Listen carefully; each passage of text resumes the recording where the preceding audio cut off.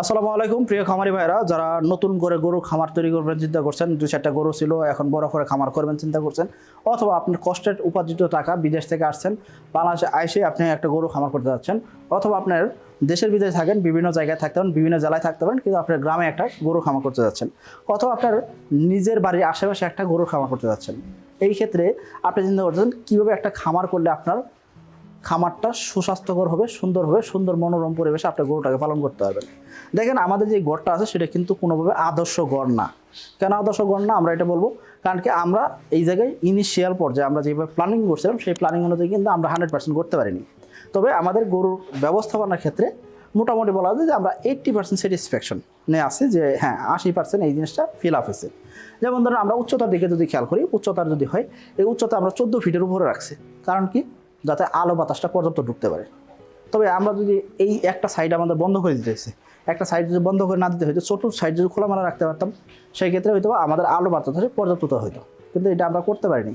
কারণ কি আপনারা জানেন যে আমরা সবসময় গরু খাবার করার সময় বলি যে যাতে চুরি না হয়, রিস্ক ফ্রি যাতে হয়, লোকালয়ের কাছে যাতে হয়, আপনার বাড়ির আশেপাশে যাতে হয়, সিসি ক্যামেরা অ্যাক্সেস যাতে থাকে, সেই জিনিসগুলো দেখে আপনার একটা গরু খাবার করা উচিত।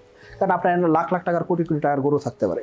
তো এই ক্ষেত্রে অবশ্যই আপনার ম্যানেজমেন্ট ভালো হতে হবে, দেখাশোনার পরিবেশ ভালো হতে হবে, এবং কি আপনার এই জায়গায় আলো বাতাসে পর্যাপ্ততা যাতে থাকে সেদিকে অবশ্যই খেয়াল করতে হবে।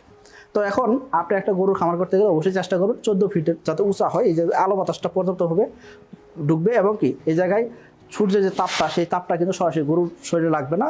দেখবেন এই জায়গায়, এই যে এখন ফ্যান চলতেছে না, কারেন্ট নাই, কিছুই নেই, কিন্তু আমি কিন্তু হালকা করে ঘামতেছি, খুব বেশি ঘামতেছি এরকম না।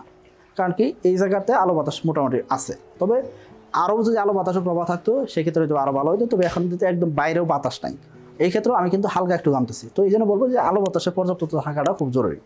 তারপর যে বিষয় থাকতে হয় দৈর্ঘ্য এবং প্রস্থর ক্ষেত্রে। এখন খাবারের পাত্রের দৈর্ঘ্য প্রস্থ আছে, এবং কি পাশাপাশি গরুর জায়গার জন্য দৈর্ঘ্য প্রস্থের বিষয় আছে। দেখেন, আমরা প্রথমে যদি আসি মাঝখানে যে জায়গাটা বললাম, এই জায়গাটা আমরা 3 ফিটের মতো জায়গা রাখছি, যাতে করে যাতায়াত করতে 2জন লোক ইজিলি যাতায়াত করতে পারবে, বা একজন লোক ট্রলি দিয়ে খাবার নিয়ে যেতে পারবে। খুব সুন্দর একটা ব্যবস্থা রাখা হয়েছে। এটাতে আমরা 10-এ 10 দিব। কিন্তু খাবার পাত্র যদি হিসাব করুন, খাবার পাত্রটা আমরা দিয়েছিলাম যে আমরা যদি সবগুলো বড় গরু পালন করবো সেরকম চিন্তা করছিলাম, কিন্তু আমরা যে কিছু মাঝারি সাইজ বা ছোটো গরু রাখবো সেটা আমরা প্ল্যানিং করিনি। এটা আমাদের এই জায়গাতে আমাদের একটু কম দিয়েছিল।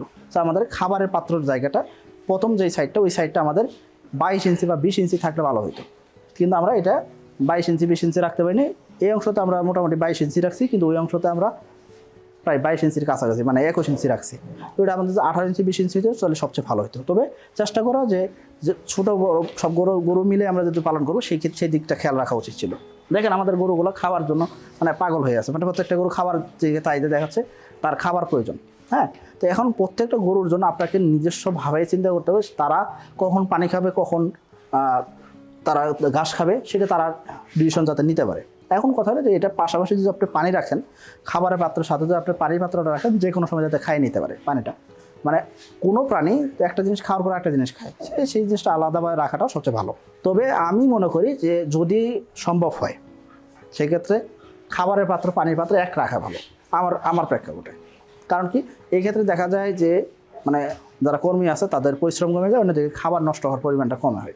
তবে এদিক থেকে কিছু সমস্যা আছে, সমস্যা নাই এমন না। যদি কোনো কারণে একটা গরু অসুস্থ হয়, সেই গরুটা আপনার চেক করতে যদি দেরি হয়, তার ওই গরু থেকে আর একটা গরু ইমিডিয়েট ছড়ানোর একটা সুযোগ থাকে।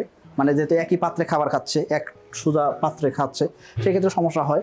আবার অন্যদিকে দেখা যাচ্ছে কি আপনার যখন গরুগুলাকে খাবার দেন তখন হলো সুষম বন্টনটা নাও হইতে পারে। কারণ কি কোনো গরু কম খাবার দেবেন, কোনো গরুকে বেশি খাবার দিতে পারেন, সেটা হয়তো নাও হইতে পারে।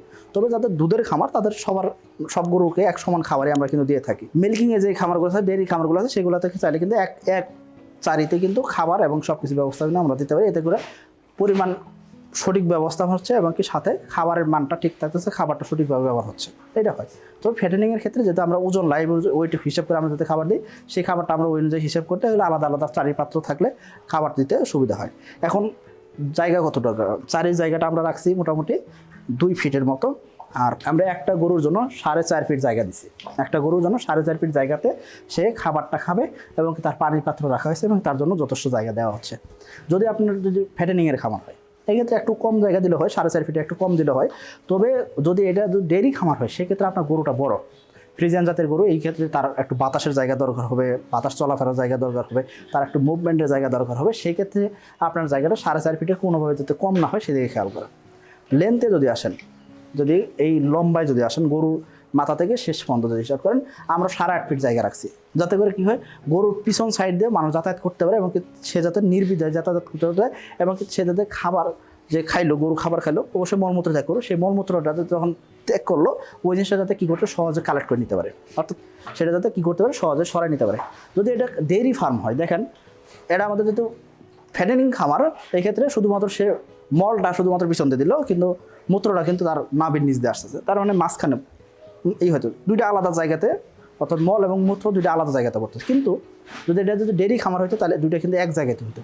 এই জন্য ডেইরি খামারগুলোতে একটু জায়গা বেশি দিলে সেক্ষেত্রে মল এবং মূত্র যখন একসাথে না হয়ে যায় তখন কিন্তু গরুর ক্ষেত্রে কিন্তু আপনার মানে ওই পরিবেশটা শুকনা রাখা বা পরিবেশটা ভালো রাখা বা পরিবেশটা সুন্দর করে মানে পরিচর্যা করাটা কিন্তু সহজ হয়। এই জন্য বলবো যে একটু জায়গাটা বেশি দেওয়া, পাশে এবং লম্বায় জায়গাটা বেশি দেওয়াটা খুব জরুরি।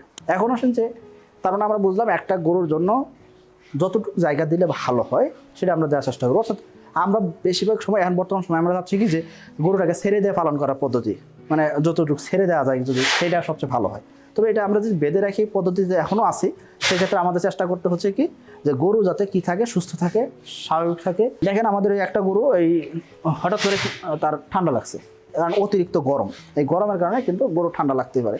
এই জন্য এই জিনিসগুলো আমাদের অবশ্যই খেয়াল করতে হবে যে কোন গরু সুস্থ আছে, কোন গরু সুস্থ আছে। একটু অসুস্থতা হইলে, এটা যে খুব বেশি অসুস্থ তাও বলবো না, তবে আমি খেয়াল করতে বলবো আপনাকে যে যাতে গরুর খামারটা আপনার নিজের, সো এই জায়গায় আপনার নিজের পরিশ্রম করাটা খুব জরুরি এবং আপনার চিন্তা করা যে এই জায়গায় যত সুন্দর করে পরিবেশ দিয়ে পালন করতে পারবো, যত স্মার্ট ওয়েতে পালন করতে পারবো, প্রত্যেকটা জিনিস পানি যাতে সুস্থ মানে সুন্দরভাবে পরিবেশন হয়, পানি যাতে একদম পরিষ্কার পানি যাতে দেওয়া হয়, খাবার পাত্র যাতে পরিষ্কার থাকে, এই দিকগুলো অবশ্যই খেয়াল করতে হবে। আর অবশ্যই আপনারা খেয়াল করবেন যে যাতে করে গরু যাতে নিরাপদে নড়াচড়া করতে পারে, সহজে নড়াচড়া করতে পারে, যাতে তার যাতে নড়াচড়া করতে যাতে শরীরে কোনোভাবে আঘাতপ্রাপ্ত না হয় সেদিকগুলো খেয়াল করা। আর ম্যাট শোয়ার যে বিছাটা, সেই বিছানাটা আমরা মোটামুটি বলি যে 4 ইঞ্চি থেকে 5 ইঞ্চি স্লোপ থাকলে ভালো হয়। তবে অনেকে আরও বেশি দিয়েও রাখেন, সেটা অনেক বেশি যদি হয় সেক্ষেত্রে গরু মনে হয় একটু শুয়ে থাকতে একটু কষ্ট হয়ে যাবে, খাবারটা রিসিভ করতে একটু কষ্ট হয়। আমাদের গরুগুলো আলহামদুলিল্লাহ খুব সুন্দর করে খাবারই খাচ্ছে। 4 ইঞ্চি আমরা স্লোপ রাখছি, 4 ইঞ্চি থেকে পিছন দিকে একদম চলে গেছে, সেটা আমাদের যথেষ্ট আলহামদুলিল্লাহ ভালো হচ্ছে।